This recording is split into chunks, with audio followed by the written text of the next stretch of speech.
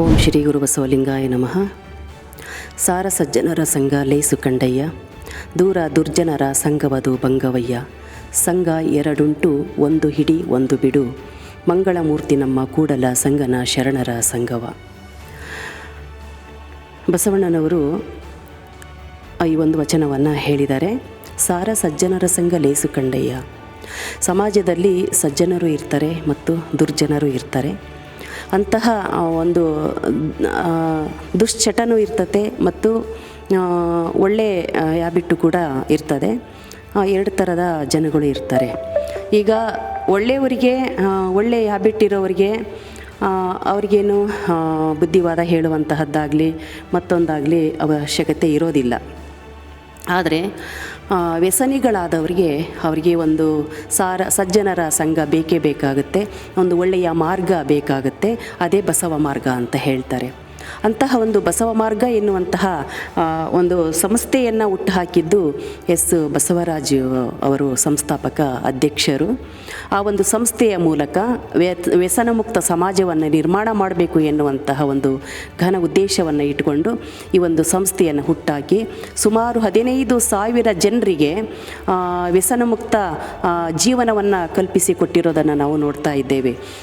ಬೀಡಿ ಸೇದೋದು, cigarette ಸೇದೋದು, ಕುಡಿಯೋದು ಇವೆಲ್ಲ ದುಶ್ಚಟ ಅಂತ ಹೇಳ್ತಾರೆ. ದುರ್ವ್ಯಸನಿ ದುರಾಚಾರಿ ಎಂದೆನಿಸದಿರಯ್ಯ, ಲಿಂಗ ವ್ಯಸನಿ ಜಂಗಮ ಪ್ರೇಮಿ ಎಂದೆನಿಸಯ್ಯ ಅಂತ ಬಸವಣ್ಣನವರು ಹೇಳ್ತಾರೆ. ಅದಕ್ಕಾಗಿ ವ್ಯಸನ ಎನ್ನುವಂತಹದ್ದಿದೆಯಲ್ಲ, ಮನುಷ್ಯನನ್ನು ಅದೋ ಗತಿಗೆ ತಂದುಬಿಡುತ್ತೆ. ಸಮಾಜದಲ್ಲಿ ಗೌರವ ಇಲ್ದಂಗೆ ಆಗುತ್ತೆ. ಇಡೀ ಕುಟುಂಬಕ್ಕೆ ಮಾರಕ ಆಗುತ್ತೆ. ಕುಟುಂಬ ಯಾಕೆ, ಅವನ ಜೀವನಕ್ಕೂ ಕೂಡ ಅವನು ಮಾರಕ ಆಗಿಬಿಡ್ತಾನೆ. ಸಮಾಜಕ್ಕೆ ಒಂದು ಒಳ್ಳೆಯ ಸಂದೇಶ ಅವನಿಂದ ಹೋಗೋದಿಲ್ಲ. ಯಾಕೆಂದರೆ ಒಬ್ಬ ವ್ಯಕ್ತಿ ಅವನ ನಡೆ ನುಡಿ ಮೇಲೆ ಅವನ ವ್ಯಕ್ತಿತ್ವ ಮತ್ತು ಸಮಾಜದ ಅಕ್ಕಪಕ್ಕದವರ ಒಂದು ಸಂಸ್ಕಾರನೂ ಕೂಡ ಅದರಲ್ಲಿ ಅಡಕವಾಗಿರ್ತದೆ. ನಾನು ನನ್ನ ನಡೆ ನುಡಿ ಒಳ್ಳೆಯದಿತ್ತು ಅಂತಂದರೆ, ನಾನು ಕರೆಕ್ಟಾಗಿ ನಡೀತಾ ಇದ್ದೀನಿ ಅಂದರೆ, ನೋಡಪ್ಪ ಅವನು ಇಷ್ಟು ಚೆನ್ನಾಗಿ ಒಂದು ಒಳ್ಳೆಯ ಸಂಸ್ಕಾರವಂತನಾಗಿ ಧರ್ಮಾಭಿಮಾನಿಯಾಗಿ ಬಾಳ್ತಾ ಇದ್ದಾನೆ ಅಂತ ಹೇಳ್ತಾರೆ.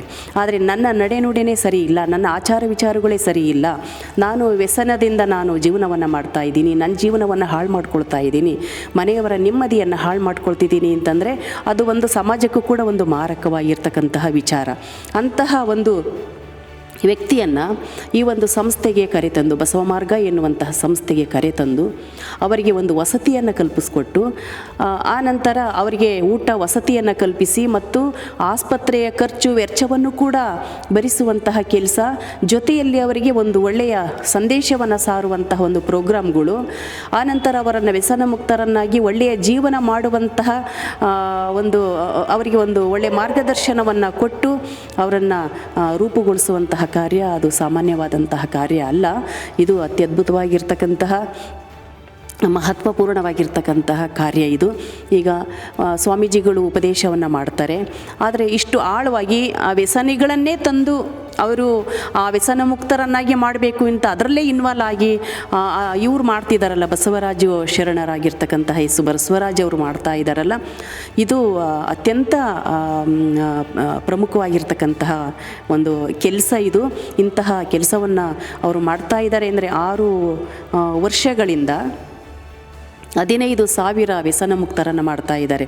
ಅದರಲ್ಲಿ ಹೆಣ್ಮಕ್ಳು ಗಂಡ್ಮಕ್ಳು ಎಲ್ಲರೂ ಕೂಡ ಸೇರಿದ್ದಾರೆ. ಆನಂತರ ಅದರಲ್ಲಿ 15,000 ಜನ ಹೆಣ್ಮಕ್ಳು ಗಂಡ್ಮಕ್ಳು ಎಲ್ಲರನ್ನೂ ಕೂಡ ಅವರನ್ನು ಒಂದು ಪರಿವರ್ತನೆ ಮಾಡಿದ್ದಾರೆ. ಪರಿವರ್ತನೆ ಜಗದ ನೇಮ. ಹಾಗಾಗಿಬಿಟ್ಟು ಪ್ರತಿಯೊಬ್ಬ ವ್ಯಕ್ತಿಯು ಪರಿವರ್ತನೆ ಆಗಲಿಕ್ಕೆ ಒಂದು ಅವಕಾಶ ಇರ್ತದೆ.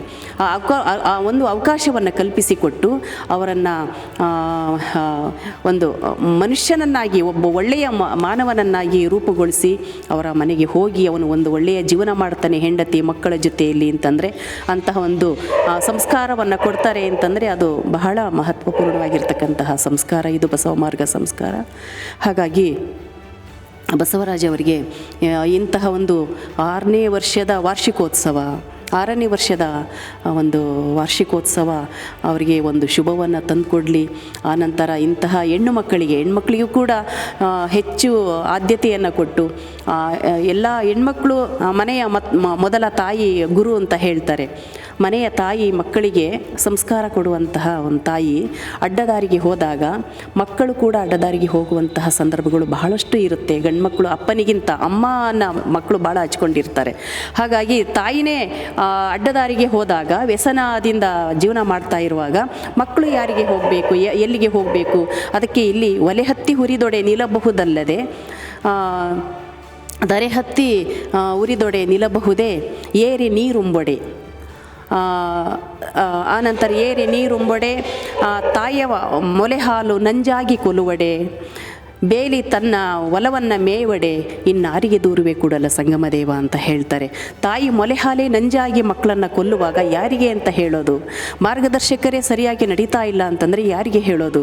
ಹಾಗಾಗಿಬಿಟ್ಟು ಮೊದಲ ತಾಯಿ ಗುರುವಾಗಿರ್ತಕ್ಕಂಥವಳು ಬಹಳ ಮಕ್ಕಳಿಗೆ ಧರ್ಮ ಸಂಸ್ಕಾರವನ್ನು, ಒಳ್ಳೆಯ ನಡೆನುಡಿಯನ್ನು ಕಲಿಸ್ಬೇಕು. ಏಕೆಂದರೆ ನಡೆಯ ಕಲಿಸಿದ ಬಸವ, ನುಡಿಯ ಕಲಿಸಿದ ಬಸವ ಅಂತಾರೆ. ತಾಯಿ ತಂದೆಯಾಗಿ ಸಮಾಜಕ್ಕೆ, ಧರ್ಮಕ್ಕೆ, ಇಡೀ ಜಗತ್ತಿಗೆ ಒಂದು ಒಳ್ಳೆಯ ಸಂದೇಶವನ್ನು ಕೊಟ್ಟಂಥವ್ರು ಬಸವಣ್ಣನವರು.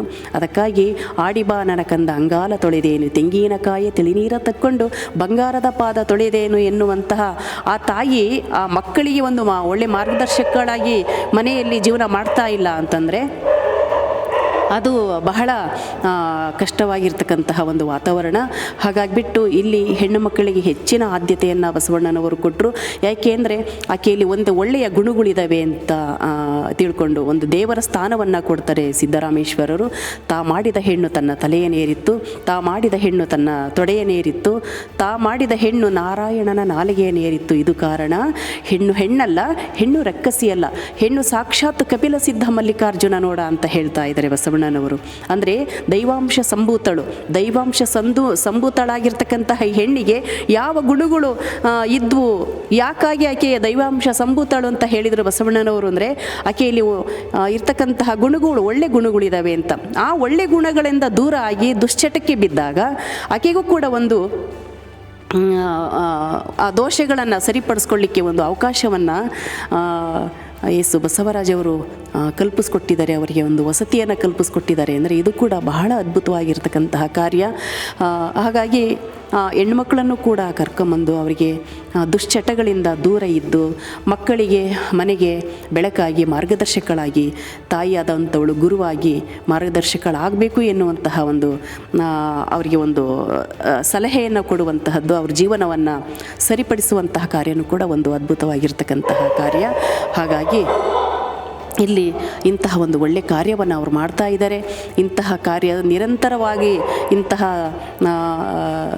ದುರ್ವ್ಯಸನವನ್ನು, ದುರ್ಗುಣಗಳನ್ನು ಹೋಗಲಾಡಿಸುವಂತಹ, ಅವರನ್ನು ದೈವತ್ವದ ಎಡೆಗೆ ಕರೆದುಕೊಂಡು ಹೋಗುವಂತಹ, ಮಾನವತ್ವದ ಒಂದು ಮಾನವೀಯ ಮೌಲ್ಯಗಳನ್ನು ಅವರು ಅಳವಡಿಸಿಕೊಳ್ಳುವಂತಹ ರೀತಿಯಲ್ಲಿ ಈ ಒಂದು ಸಂಸ್ಥೆಯಿಂದ ಬಸವ ಮಾರ್ಗದಿಂದ ಕಾರ್ಯ ನಡೀತಾ ಇದೆ.